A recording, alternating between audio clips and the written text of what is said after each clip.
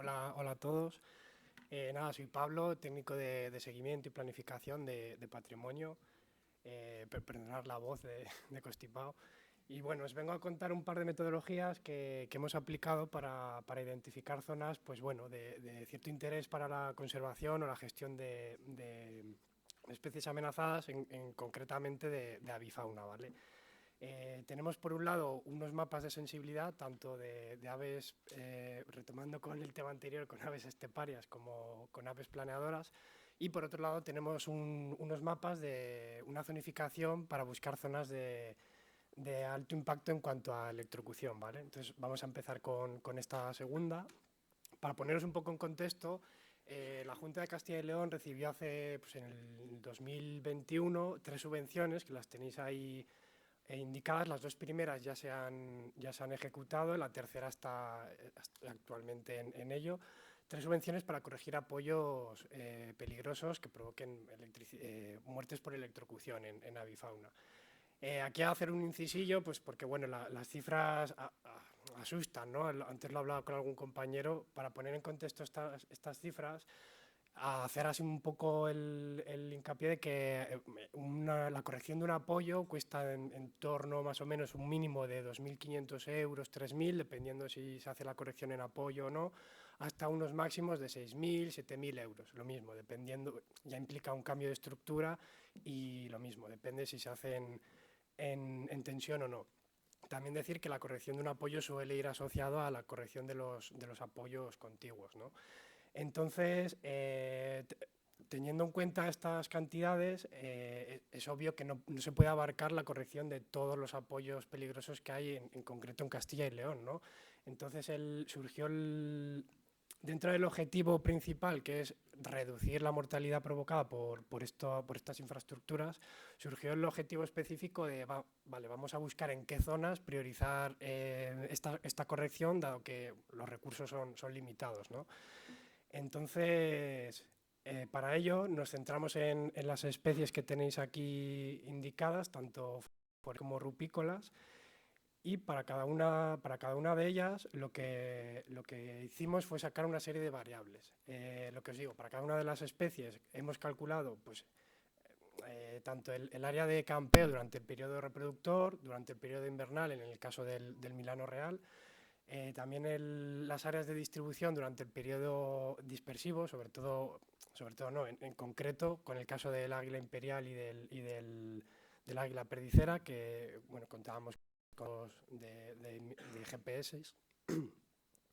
Y por otro lado teníamos tanto la densidad de apoyos, es decir, el número de apoyos que tenemos por cuadrícula 5×5, como un índice de vulnerabilidad. Entonces, aplicando una formulilla muy sencilla que tenéis aquí en este esquema, pues simplemente para cada una de estas especies y cada una de estas variables que os he mencionado, en el caso de que corresponda, calculamos la exposición, es decir, el número de apoyos que hay en cada una de estas diferentes situaciones. Lo multiplicamos un poco por hacer un intento de corrección de diferentes aspectos por el índice de vulnerabilidad, que no es más que el total de la población respecto, una relación del total de la población en cuanto a casos de electrocución que tenemos, y el sumatorio de cada una de estas situaciones nos da un mapa final, lo tenéis aquí, que nos ha permitido, pues bueno, lo que os decía, tenemos un dinero para llevar a cabo una corrección de apoyos, pues vamos a priorizar estas zonas con el objetivo de que tengan una cierta repercusión sobre las especies más vulnerables a esta problemática. Ahí os indicamos así unos resultados así un poco por encima, porque fruto de este mapa, luego a lo largo de 2 años se han estado trabajando tanto compañeros de la asistencia técnica de tendidos como agentes medioambientales, celadores de medio ambiente en la caracterización de estas zonas. Y bueno, pues tenéis ahí los datos, que no los veo, pero en torno a 860 cuadrículas, tanto de peligrosidad alta como... Que me quedan medio... ¿Qué dices? ¡Hola, hola! Se me ha ido totalmente. Bueno, pues ahí tenéis el resultado. Otra de las metodologías es un mapa de sensibilidad para aves planeadoras y aves esteparias. Esto surge del auge que hay de estas infraestructuras, de la saturación que había en la administración en cuanto a solicitud de información previa y simplemente para orientar a los promotores o consultoras de zonas sensibles para estas especies. Importante decir que no exime del resto de procesos administrativos de estos proyectos, ¿vale? Entonces, simplemente es para orientar. Tenéis aquí los resultados.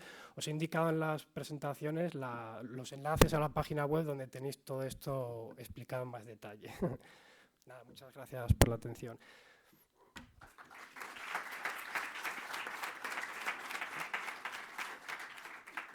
Se me fue el tiempo volando. Sí, para todos. ¿Hay alguna pregunta así? Una pregunta, Pablo. ¿Qué porcentaje supone bueno, gracias por tu ponencia. ¿Qué porcentaje supone aproximadamente los apoyos que habéis podido corregir sobre el total de incidencia en Castilla y León? Bueno, ahora mismo todo, también que lo digan las compañeras del CRAS, pero todo se intenta apoyo donde hay un siniestro que se corrija automáticamente.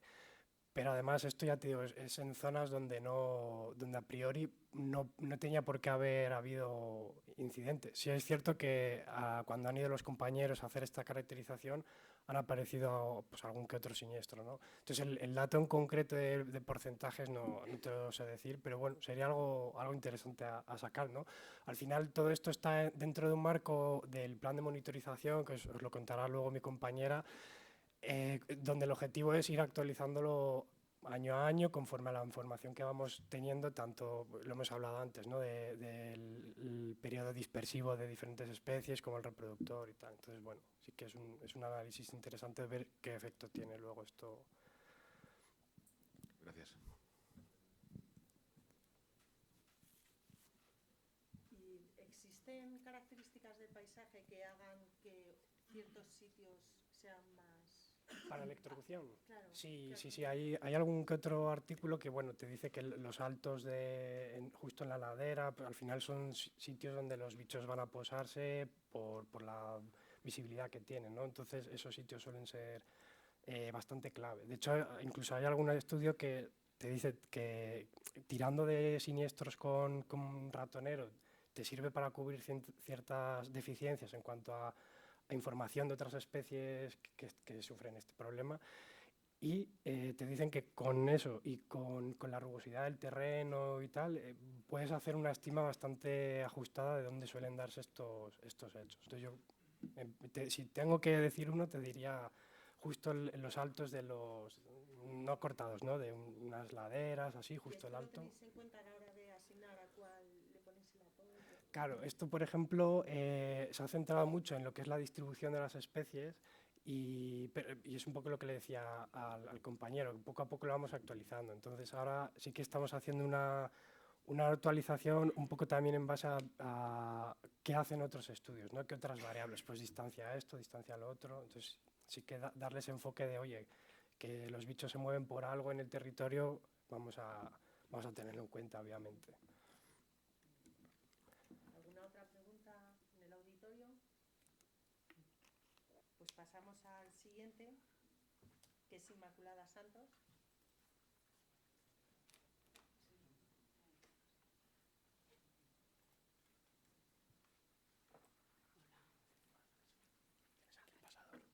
Esto es para adelante, esto para detrás y esto para...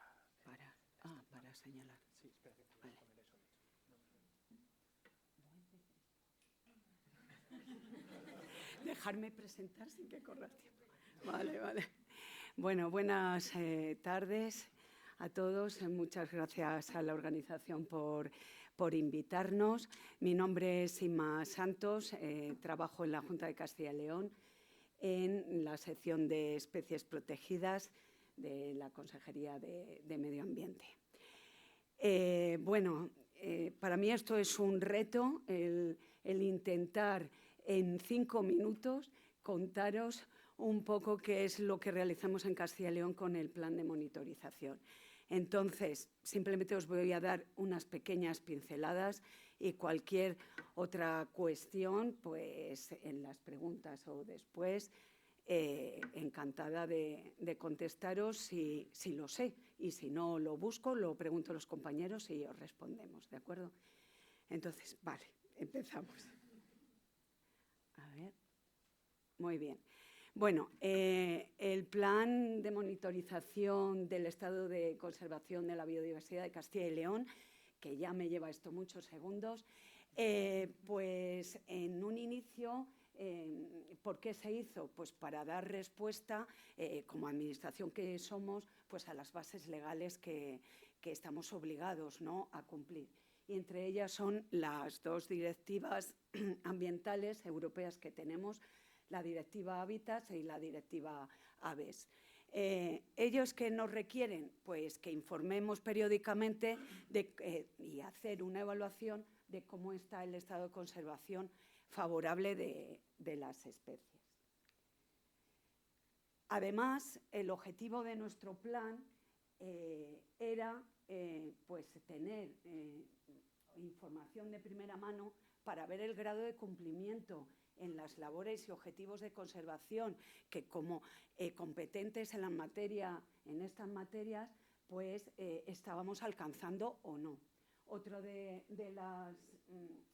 los objetivos era mejorar pues, el proceso de gestión y que nos ayudara a las tomas de decisiones. Y por último, pues también que nos sirviera un poco como una herramienta de prevención o de alerta temprana a los cambios locales o un poquito más regionales que se pudieran ocasionar. ¿Sobre cuáles son nuestras especies objetivo? Pues son las que nos obligan las directivas y en las que tenemos que cumplir también con la legislación básica estatal y la nuestra autónoma. En concreto en Castilla... no me escuchéis. Es por la grabación, perdón. Es que me muevo mucho, perdón. En concreto, ahí veis... pues perfecto. Descuenta los segundos. Bueno, en concreto en Castilla y León estamos intentando hacer un seguimiento de 260 taxones. Ahí veis los grupos que llevamos a cabo. Hábitat 67, flora 26, invertebrados 23, 10 especies de peces, anfibios 13, bueno, que seguramente los peces ya sean más, 13, por lo que ha dicho Ignacio antes, 13 anfibios, 13 reptiles, 34 mamíferos y 34 aves, ¿de acuerdo? Todas ellas están o en el NERSPE o en el catálogo español de especies amenazadas y de ellas las que estén presentes en los anexos de la Directiva Aves y Directiva Hábitat. Madre mía, voy fatal. ¿Cuáles son los indicadores en los que ponemos el acento? Pues es la amplitud geográfica, es decir, el área de ocupación y el tamaño de población. En el área de ocupación nos centramos en sacar información sobre los índices de presencia y ausencia en diferentes periodos, pueden ser anuales, trianuales, cada 6 años, cada 12, y con una intensidad de monitorización también variable, puede ser en todo Castilla y León, en espacios Red Natura seleccionados o en zonas planificadas previamente que nosotros llamamos áreas control. En el tamaño de población utilizamos las metodologías normalizadas y de referencia que tenemos a nivel estatal y en concreto pues o hacemos conteos directos o estimas de densidades, índices de abundancia y parámetros indirectos. ¿Cuánto me queda?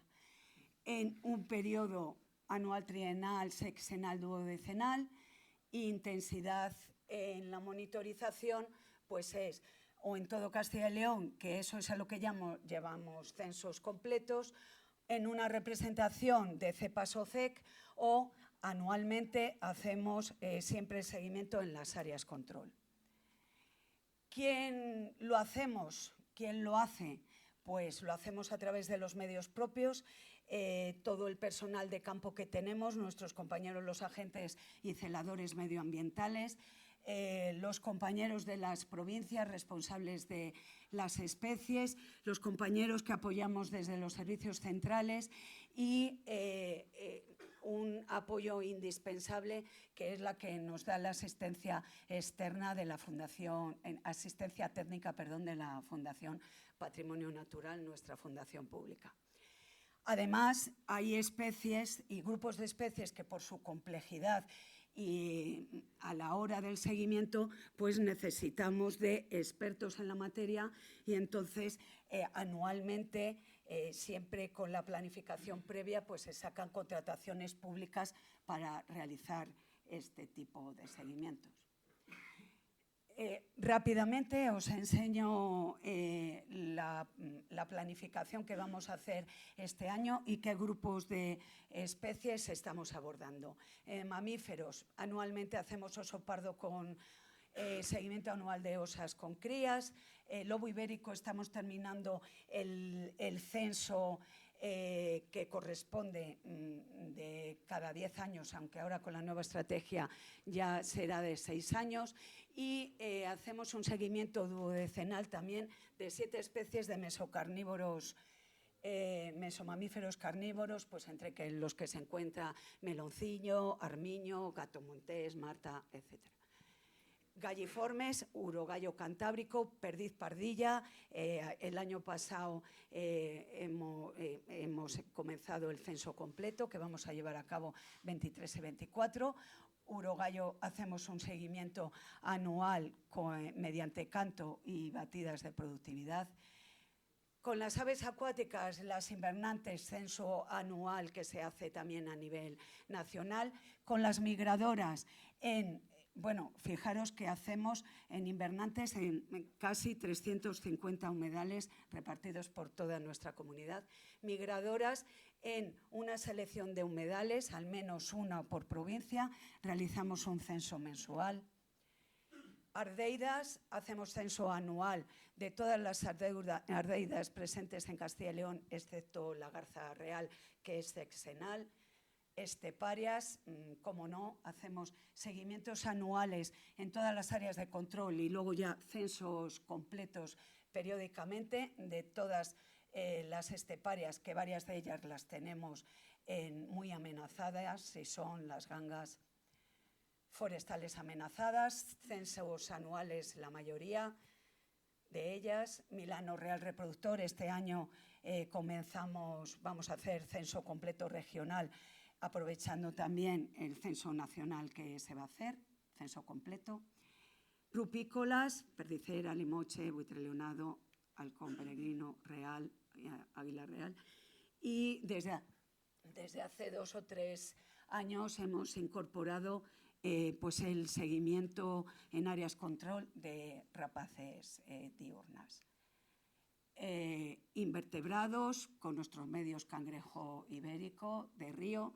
Y luego ya finalizo, uno de los datos que recogemos que para nosotros son muy importantes es lo que llamamos avistamientos fortuitos. En los trabajos diarios que realizamos en el campo, nuestros agentes, nuestros celadores o nosotros mismos, aquellas especies que por cualquier decisión, bien sea por número de individuos, por la fenología, porque hay escasez de esta especie, pues en el momento que se avista se toma nota y es una información muy valiosa para luego completar pues nuestras evaluaciones y análisis del área de distribución y completar censos históricos, etc.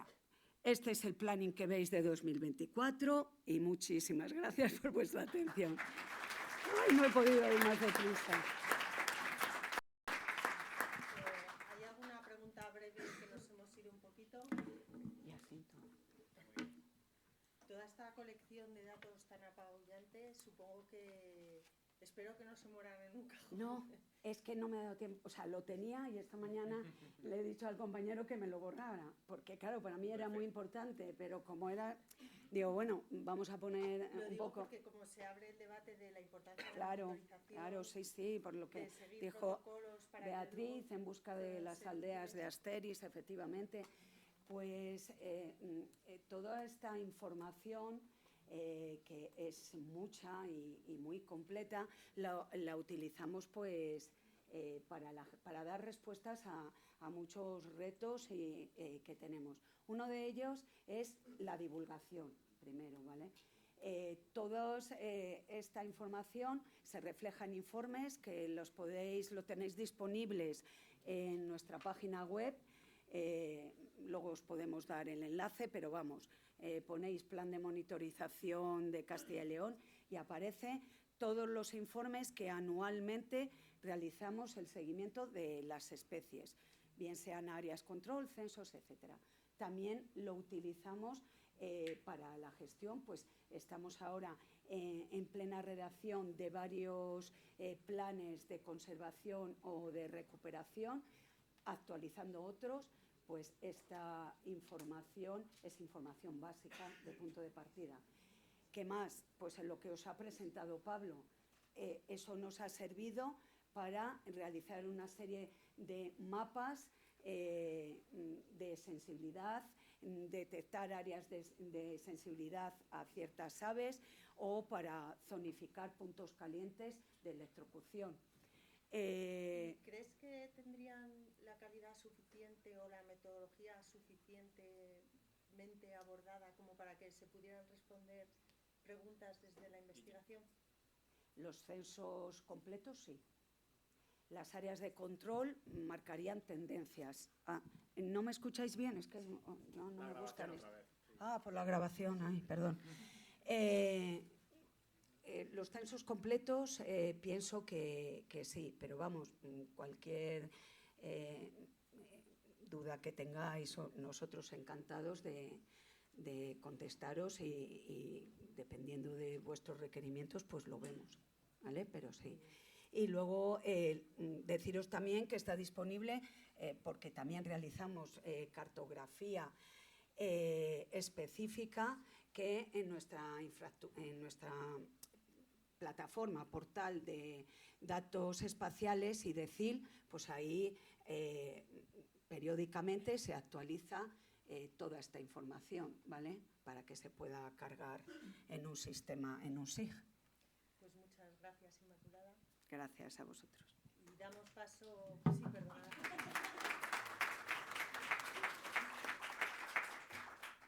Damos paso a Antonio Martín, que va a hablar sobre la problemática de los efectos Trump.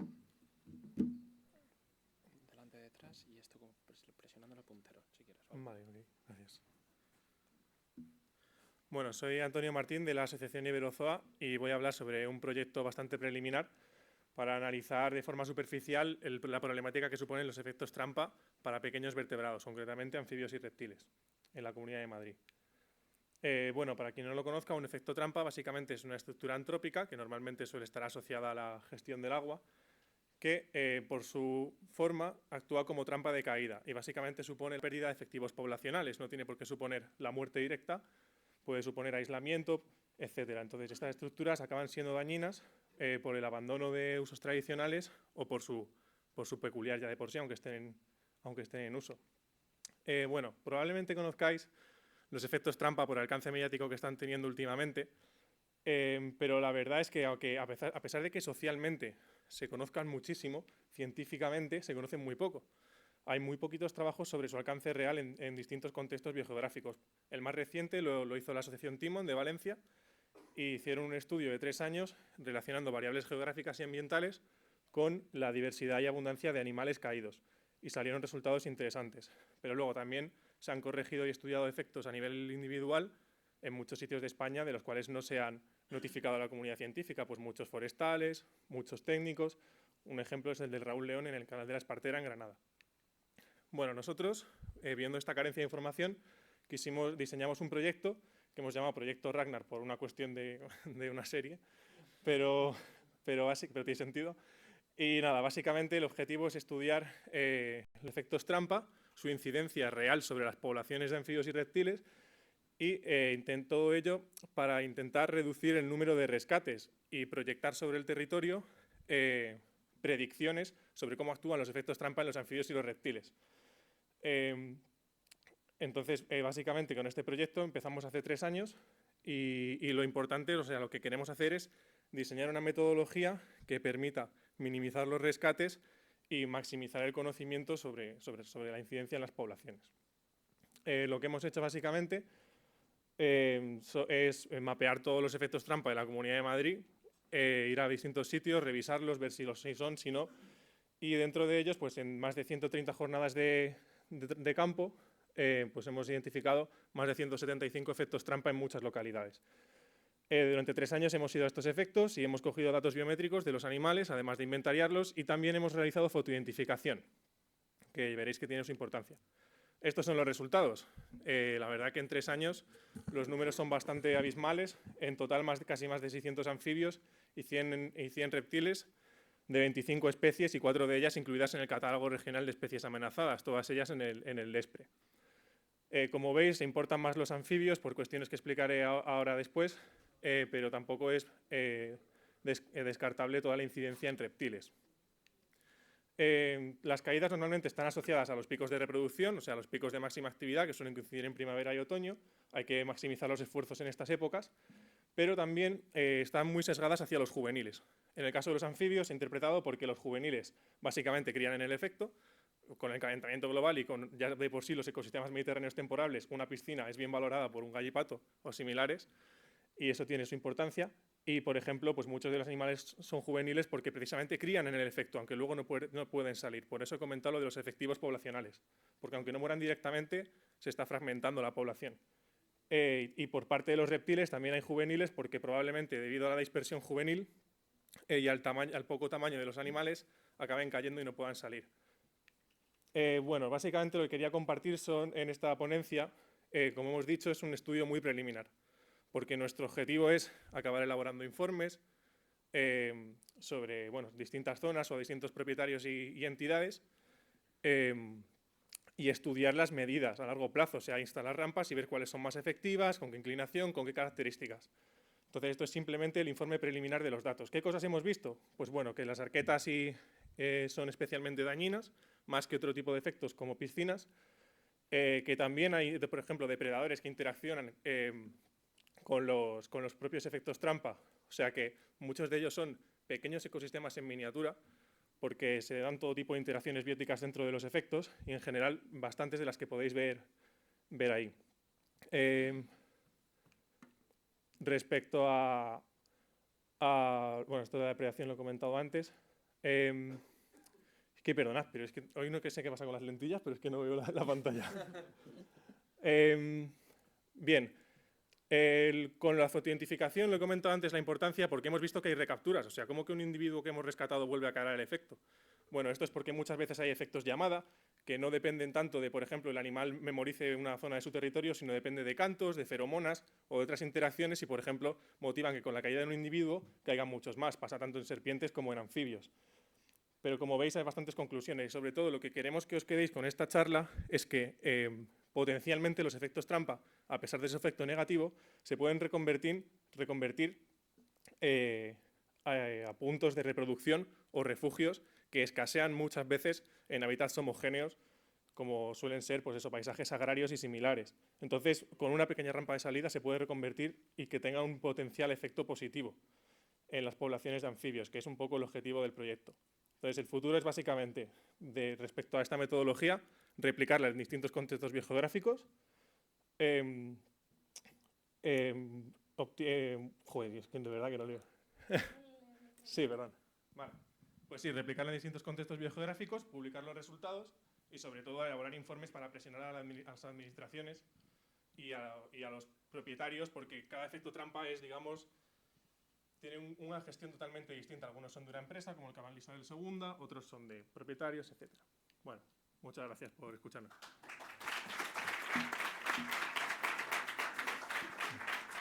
Gracias. Muchas gracias, Antonio. No sé si queréis hacer alguna pregunta en la sala. Estamos tímidos hoy por la tarde. Mira, allí al fondo. Sí, allí al fondo.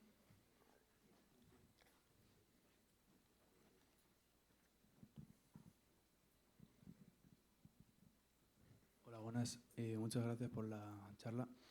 Una pregunta rápida. ¿Están publicadas todas estas zonas que actúan como trampas en algún lado para poder verlas?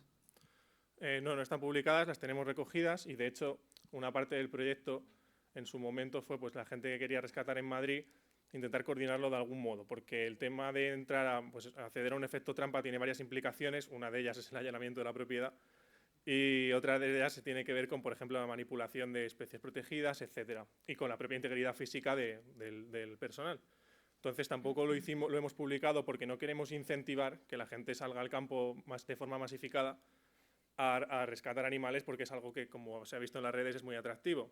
Entonces la gente que ha demostrado interés sí que pues se le ha comentado y hemos dicho, oye, pues tal, pero siempre como, o sea, todo aquel que ha querido colaborar con el proyecto se le ha facilitado instrucciones concretas, pero no está publicado porque si no sería un descontrol absoluto y no queremos que ser responsables de cualquier tragedia que pueda ocurrir o similar, porque hay veces que sí, aquí en Madrid no tanto, pero en Alicante sí que, por ejemplo, es más complicado.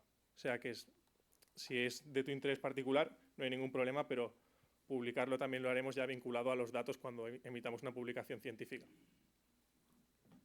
Vale, muchas gracias.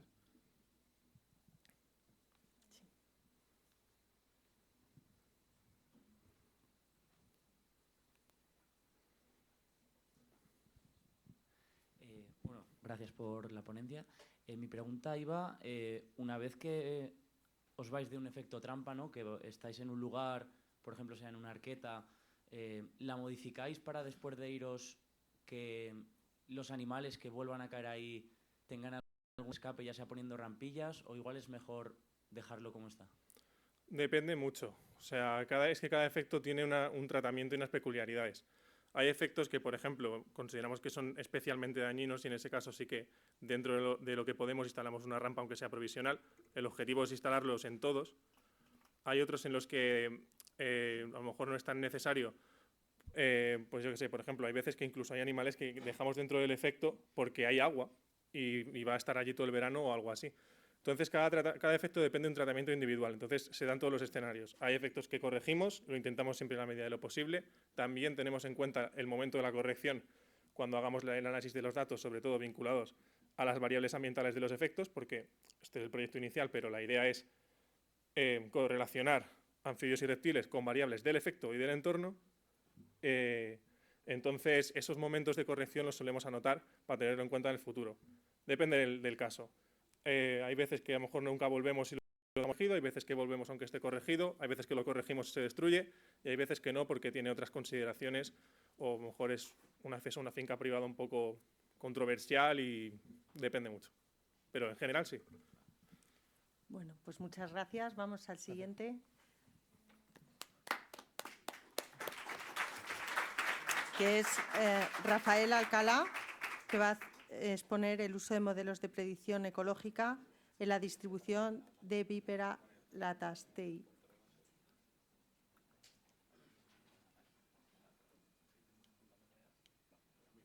Vale. Muchas gracias. Este trabajo trata sobre la víbora hocicuda, la Vipera latastei, que tiene una distribución por toda la península, prácticamente por toda la península y por parte del norte de África. Además, uno de los ofidios con mayor amplitud altitudinal en toda la península. Respecto a su hábitat, lo podemos encontrar en zonas sasícolas, sobre todo con zonas de roquedo y con matorral bajo y con vegetación que sale de esas rocas. También nos la podemos encontrar en ambientes boscosos abiertos e incluso en zonas arenosas. Dentro de su dieta, pues, es bastante restrictiva en cuanto a lasértidos, anfibios y micromamíferos. Presenta 2 épocas de reproducción, una en primavera y otra en otoño, y es sexualmente hábil a partir del 4º año de vida y presenta una vida media superior a los 10 años. Estas características lo hacen que sea bastante dependiente de los efectos de la manipulación del hábitat. Por tanto, creemos que el desarrollo de unos modelos que nos permitan realizar actividades de manipulación de hábitats que favorezcan las poblaciones de este vípero, de este ofidio, son importantes. El problema del ofidio es que el número de contactos que podemos obtener son muy bajos. Y se realizó un estudio en Quinto de Mora, en el centro de Quinto de Mora, donde hay 3 zonas bastante diferenciadas, una de que es la Raña y otra que una que da a la Solana y otra que da a la Vía. Sobre este centro, pues se hicieron muestreos desde abril del 2017 hasta octubre del 2023, con una frecuencia de entre 10 y 20 días. Se muestrearon estas 3 zonas principalmente de modo aleatorio, con puntos aleatorios, y se realizó mediante búsqueda activa y búsqueda guiada, observando el entorno y pues manipulando un poco lo que es moviendo la vegetación para observarlo. Perdón, ahora. El número de contactos, si os fijáis, en los 5 años fueron muy bajos, en total 115 localizaciones, y obtuvimos un total de 173 individuos. El número de contactos a nivel mensual era más alto en los meses de primavera, abril y mayo, y en los meses de octubre. Si superponemos el número de la localización de estos contactos con el raster y la red hidrológica, espérate que no lo doy, ahora. Aquí podemos ver la zona de Raña, la zona de la Vaguada y la zona de Solana y la zona de Umbría. Entonces, lo que nosotros hemos aplicado son modelos bayesianos para ver si podemos predecir las poblaciones en todo el área de Quinto de Mora. Para ello podemos utilizar tanto, por un lado, la presencia como, por otro lado, la abundancia. Y luego un modelo que combinaba las dos variables. Y hemos tenido estas 3 figuras. En la primera sería el modelo solo teniendo en cuenta esa presencia. Y podemos ver que en la zona del norte, la zona de Solana, podemos tener una abundancia, nos da el modelo una abundancia alta, y en la zona sur, en esta zona de aquí, también obtenemos una abundancia alta. Sin embargo, cuando hacemos la zona de abundancia, teniendo solo los valores de abundancia, vemos que en la zona sur, en esta zona de aquí, tenemos una presencia que nos dice el modelo que es bastante baja en cuanto a abundancia, no en cuanto a presencia. Y la zona de mayor abundancia las tenemos en la zona norte y en la zona suroeste. Y ahora ya, combinando lo que es abundancia y presencia, pues nos da una representación más real de la situación. Y en este caso, en la zona noroeste, pegando al borde norte, y en la zona este, nos da una abundancia del modelo que es mayor de la que podríamos esperar. Y en la zona sur nos da una abundancia más baja de la que podríamos esperar ahí. El siguiente paso, porque estos son unos resultados bastante preliminares, el siguiente paso sería añadir lo que son la capa de hábitat, de vegetación. Y para ver si podemos relacionar lo que son los hábitats y la vegetación que hay en cada una de estas zonas, que es donde hemos observado mayor abundancia y presencia del ofidio. Y muchas gracias. Muchas gracias a ti.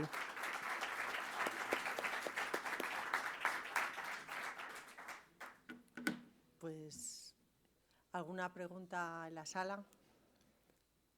¿Apreciación? Gracias, Rafael. Gracias. Te quería preguntar si habéis encontrado algún hábitat particular donde la víbora pues presente las mayores abundancias. En principio por la zona de matorral bajo, pero todavía lo estamos, digamos, validando el modelo. No lo hemos querido traer porque estamos trabajando aún ahí. Pero ahora, cuando hemos superpuesto lo que son la vegetación, se ve que la zona de la Vaguada, de la Raña, que es donde está más pisoteada también por ungulados, pues ahí, de hecho, no hemos encontrado ningún ofidio, ninguna presencia ni ninguna abundancia. Entonces, en esas zonas que son más de roquedo, y que también el pisoteo es menor también, y la vegetación es porte matorral bajillo, ahí sí. Muy bien, gracias. Nada. Muchas gracias. Nada. Seguimos con Enrique Navarro, que va a hablar sobre el monitoreo de ejemplares residentes y dispersantes de águila real mediterránea con dispositivos GSM, GPS, en el contexto de un proyecto que se llama Equilibrium. Ya funciona, ¿no? Bueno, buenas tardes a todos. Soy Enrique Navarro, uno de los codirectores de este proyecto. Me vais a permitir que en la primera parte de esta apresurada ponencia hagamos un repaso general para los que no conocéis el proyecto cuando comenzamos este año ya nuestra 8ª temporada consecutiva de campo. Aunque la ponencia va sobre dispositivos satelitales, este es un proyecto que se basa sobre todo en el estudio de la dieta de este magnífico superpredador. Muy someramente deciros que, bueno, pues principalmente se basa en la instalación de cámaras trampa en sus nidos para saber el aporte de presas durante el periodo reproductor en toda su zona de distribución mundial. Bueno, destacar que es con diferencia un aspecto cazador de ungulados en su zona de distribución mundial. Para los que no lo sepáis, la subespecie Omeyeri con la que trabajamos, la estirpe mediterránea, que se llama, contra la holártica, que es la que engloba el resto de subespecies, tiene a día de hoy este patrón de distribución mundial, circunmediterráneo, y con esos puntos que veis del continente africano. Bueno, para resumiros en cifras la progresión de nuestro proyecto, de esos 20 y tantos países que habéis visto de distribución, hemos actuado ya en 3, en estos que veis ahí, en España, en Portugal y en Etiopía, en esas comunidades autónomas, y bueno, para que veáis directamente y no perder tiempo, del escaso tiempo que me queda, las cifras que ya alcanzan bueno, pues unos contingentes que no tienen precedente a nivel mundial en el trabajo con la Omeyeri, ¿de acuerdo? Por resaltaros, y comentando en la comida con los compañeros que han hablado antes esta mañana del INCE sobre que ojalá tuviéramos sistemas de inteligencia artificial para procesar el 1,2 millones de imágenes que llevamos analizadas, ojalá nos sirvieran para que nos dijeran las presas que se comen, pero os aseguro que de momento no hay algoritmo que te pueda decir qué es lo que está devorando a las águilas reales o el estado en el que vienen las presas.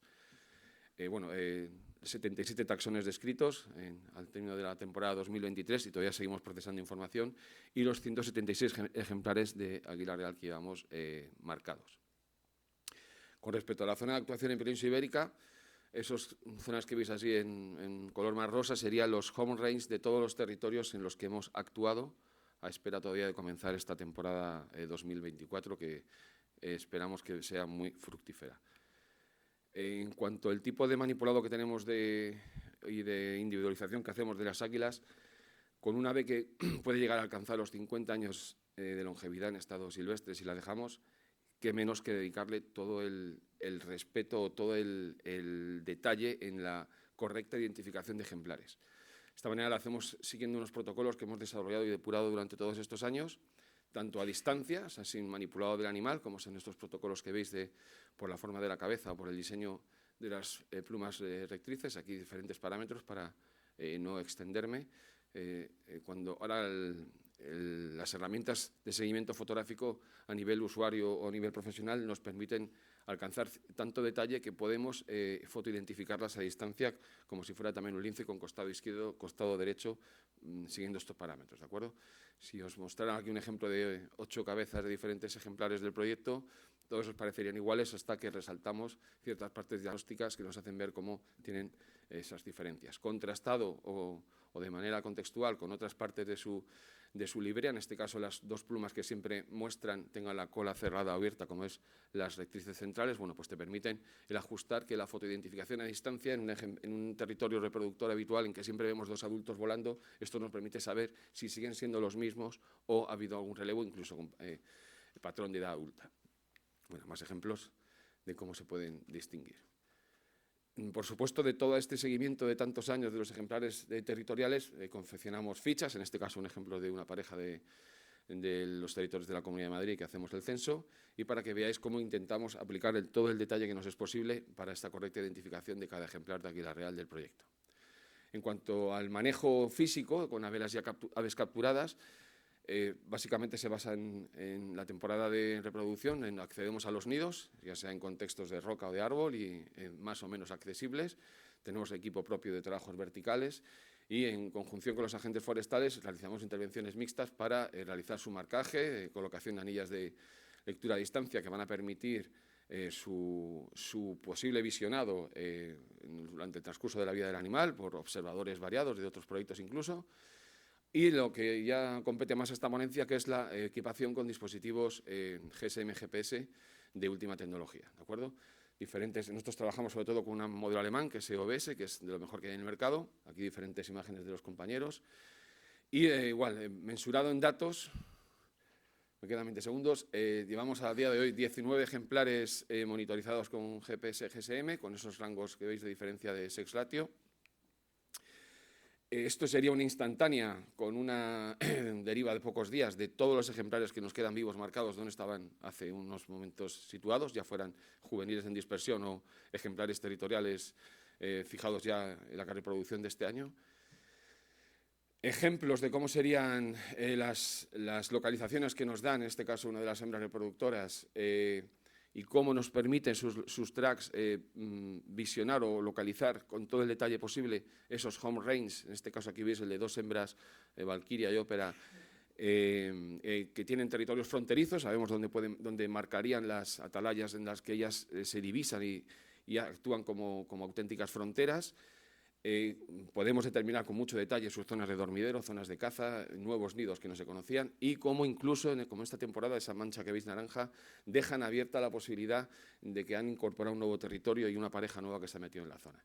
Lo mismo con un ejemplo de un macho, en este ejemplo es en zonas de Soria, veis la densidad de cómo usan el territorio de una manera masiva, aunque veréis, no sé si con detalle, cómo a veces hacen interesantísimos vuelos alejados de su zona, que bueno, ya lo veréis en futuras ponencias, cómo nos hacen ver posibles viajes filopátricos a sus zonas de nacimiento. Una cosa que todavía no se ha estudiado, pero que es muy interesante. Con respecto a los ejemplares juveniles en plena dispersión, bueno, pues una aleatoriedad enorme en su distribución y en sus periplos, que son muy a priori aleatorios, pero que cuando hemos marcado hermanos de nidos en diferentes años, sorprendentemente tienen patrones de dispersión similares. Por supuesto, todo esto está en proceso de analítica y realizándose diferentes trabajos académicos. Os he puesto el ejemplo de una hembra de dispersión, este es un ejemplo de un macho y permitidme 15 segundos fuera de tiempo para dedicarle unos momentos a este ejemplar en concreto, porque tristemente este es Hidalgo, es la primera águila real que se ha marcado nunca en el espacio de Quintos de Mora, dependiente de APN. Como veis, tiene una dispersión siempre en zonas de montaña, o sea, en zonas montañosas, pero su final ha sido ¿vale? Apenas hace un mes. Y mi obligación como codirector de este proyecto es denunciar una vez más que esto es inaceptable. O sea, nos jugamos la vida por marcar estos bichos para que acaben así, ¿de acuerdo? Bueno, pues agradecer a todos los que han participado en el proyecto, entidades públicas, patrocinadores, otras ONGs que colaboran con nosotros y al excepcional equipo humano que lo hace posible. Muchas gracias a todos. Muchas gracias, Enrique.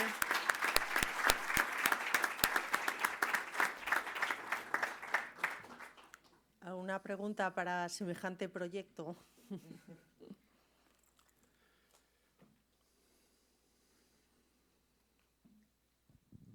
Sí, quería preguntarte, aparte del triste suceso que acabas de comentar, me imagino que no habrá sido el único y tendréis datos ya de mortalidad o supervivencia de los ejemplares marcados, ¿no? Sí, mira, Carlos, como os he indicado en la diapositiva, a día de hoy hemos marcado 176 águilas reales.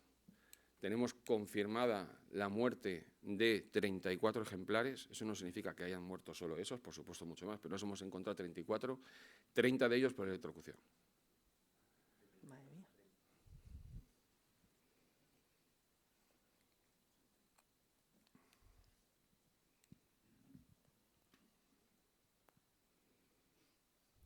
Bueno, ¿alguna otra pregunta?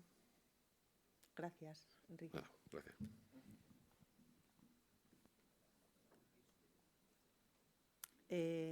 Viene ahora Mateo Lamas para hablar sobre la relación entre los episodios de olas de calor y las aves con las puntas de agua artificiales. Muy bien, muchas gracias. Buenas tardes. Soy Mateo, estudiante de Ciencias Ambientales y de la Asociación Iberozoa. Y gracias. Y actualmente estoy acabando la carrera y pues de aquí, de este proyecto, tanto Juan como yo vamos a sacar un TFG. Como ya sabemos, España cuenta con un clima mediterráneo con veranos calurosos muy amplios y con solsticio hídrico estival.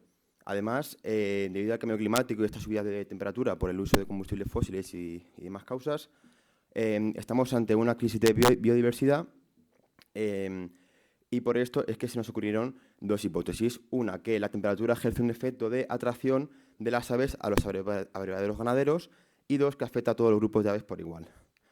Entonces, lo que hicimos fue contratar con diferentes fincas privadas para, en los diferentes abrevaderos, colocar cámaras de fototrampeo en los municipios de Manzanares el Real, Cabanillas de la Sierra y Navalafuente.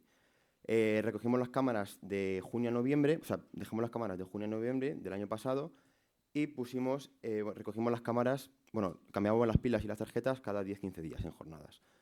A partir de estas recogidas de datos, hicimos una base de datos en Excel, como se puede ver ahí, y en la que hemos colocado datos de medias de temperaturas por horas por día y también identificación de especies de estas aves en máximo número de individuos por horas.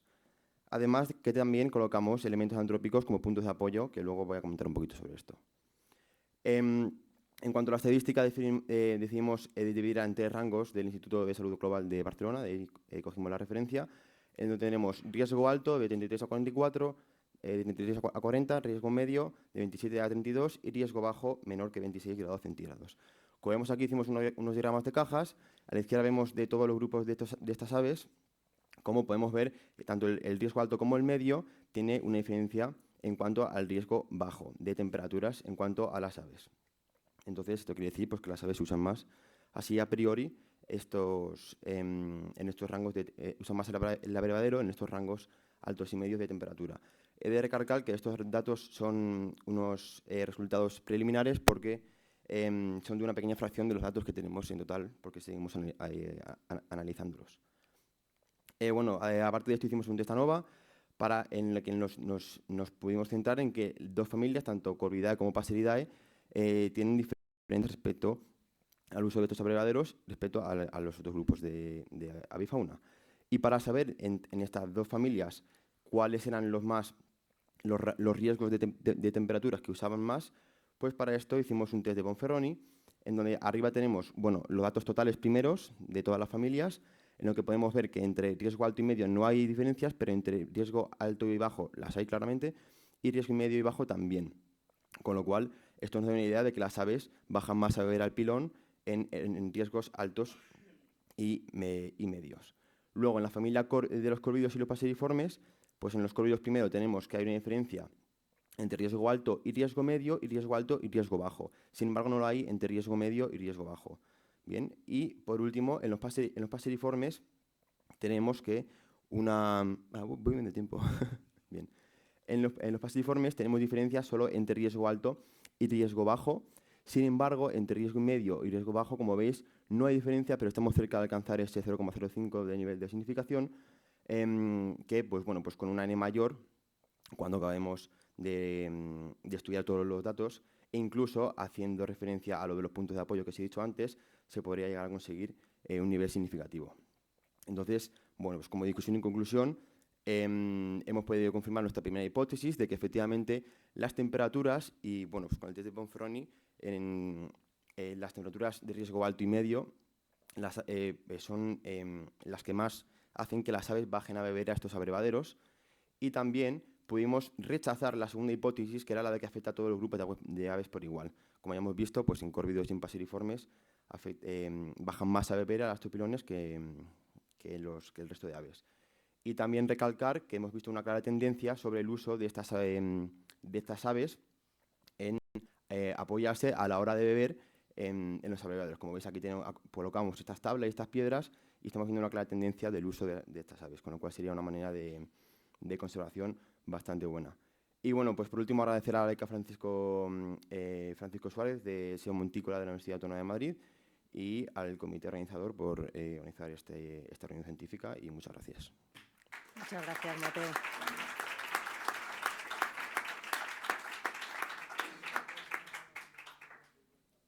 ¿Alguna pregunta? Allí, por favor.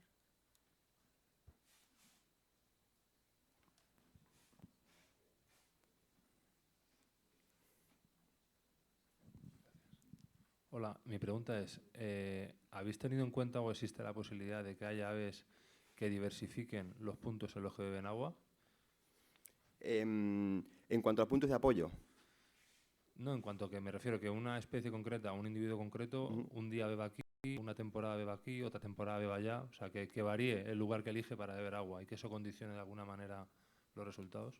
bueno, como ya he dicho, bueno, los datos son al final de junio a noviembre y no hemos podido hacerlos en toda la época del año, que sería lo más idóneo, y además son datos preliminares, con lo cual de momento no hemos conseguido analizar todos los datos, es una manera muy preliminar, pero bueno, si en algún futuro vemos esa tendencia, no la hemos visto todavía, es una tendencia de diversificar estos puntos de agua, pero es posible porque nos quedan bastantes datos que analizar, es posible, no lo descarto. Muchas gracias. Si no hay más preguntas, paso al siguiente y vamos recuperando tiempo. Gracias. Gracias.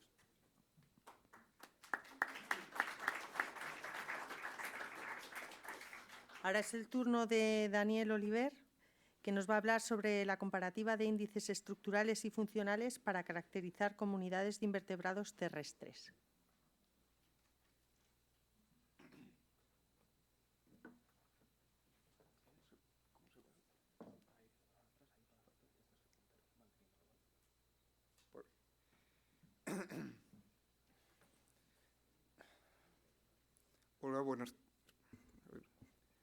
Hola, buenas tardes.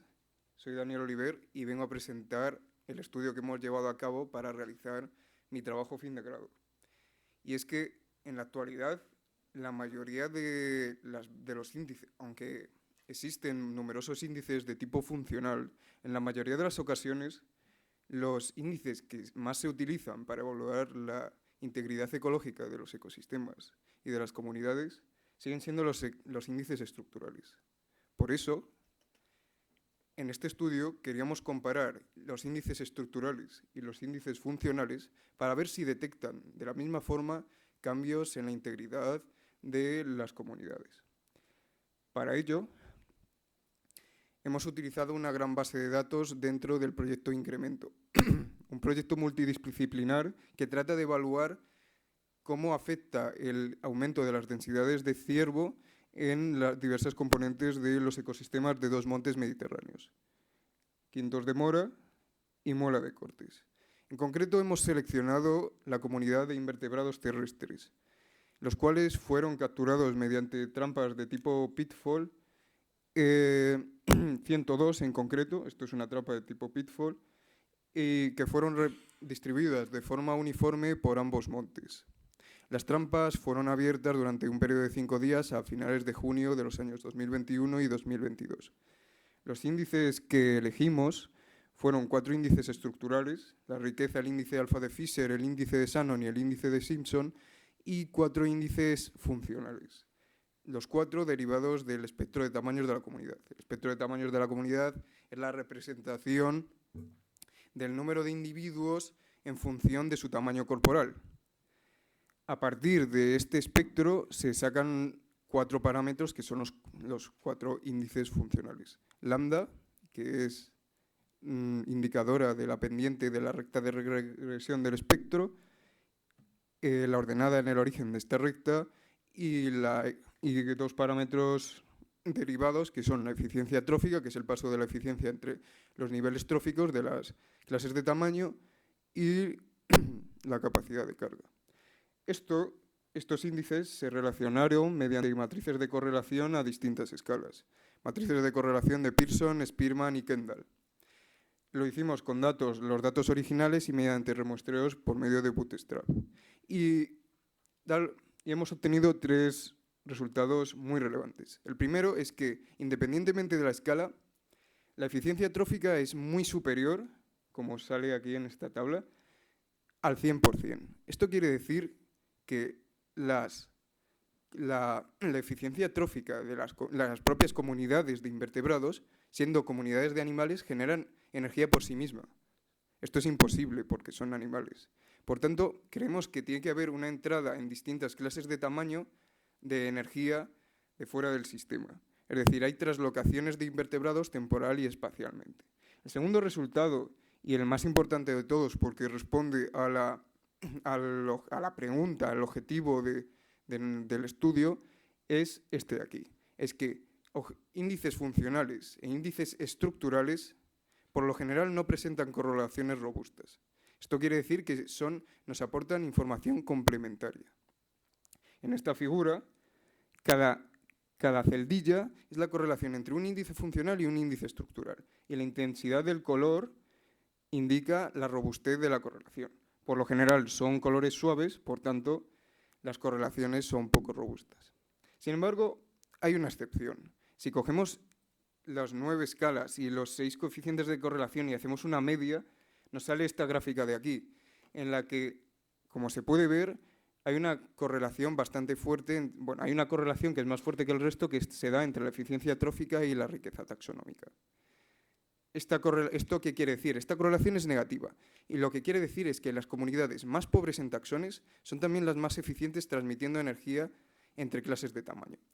Collier y colaboradores descubren algo parecido y tratan de explicarlo diciendo que, claro, la pérdida de la energía que entra en la comunidad es mayor cuanto mayor es el número de interacciones entre taxones y, por tanto, se tiene que repartir entre más taxones y en cada interacción hay una pérdida energética. Por tanto, en las comunidades más simples, más simplificadas, los enlaces remanentes, la energía que pasa entre los enlaces remanentes,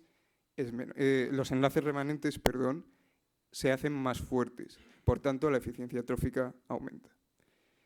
Y esto es todo. Muchas gracias.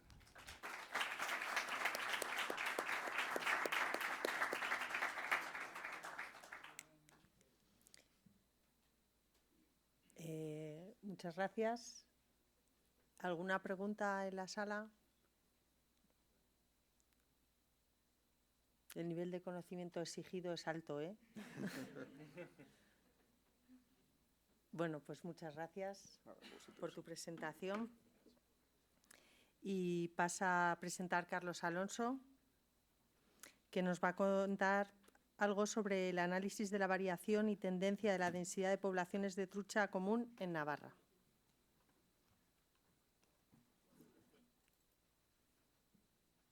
Pues muchas gracias. Voy a intentar también ajustarme el tiempo. No sé si lo conseguiré, supongo que sí. Bueno, este proyecto surge a iniciativa del Gobierno de Navarra para evaluar un poco la tendencia de las poblaciones, de la abundancia de las poblaciones de trucha común en esta comunidad. La trucha común es una especie que, bueno, es muy demandante, tiene un metabolismo bastante alto para ser un pez y tiene, por tanto, mucha demanda de oxígeno. Entonces suele estar en lugares con un alto contenido de oxígeno. Generalmente esto está limitado por la temperatura del agua y por la cantidad de materia orgánica disuelta. Esta demanda, esta exigencia en calidad de las aguas y del hábitat, pues hace que sea una especie a la vez indicadora, centinela y que recoja mucha información. Como ha dicho antes Ignacio D'Adrio, al vivir en los ríos es un sumidero de información de lo que ocurre a escala de cuenca, con lo cual es una buena especie candidata como para especie indicadora de la integridad de las comunidades a gran escala, ¿no? Los navarros tienen esta red de muestreo que llevan muestreándola desde el año 1993, sistemáticamente el mismo equipo, o de la misma forma, en la misma época y siguiendo la misma metodología. Entonces, bueno, pues la serie temporal que tienen de datos es oro puro. No hay muchas en el mundo como esta, en esta especie ni en salmónidos en general, ¿no? Lo que han observado en este periodo ha sido un declive. Bueno, no sabría si llamarlo declive. Es una tendencia, desde luego, decreciente. Un ratio de más o menos unas 100 truchas por hectárea de año se van perdiendo todos los años, de forma más o menos general.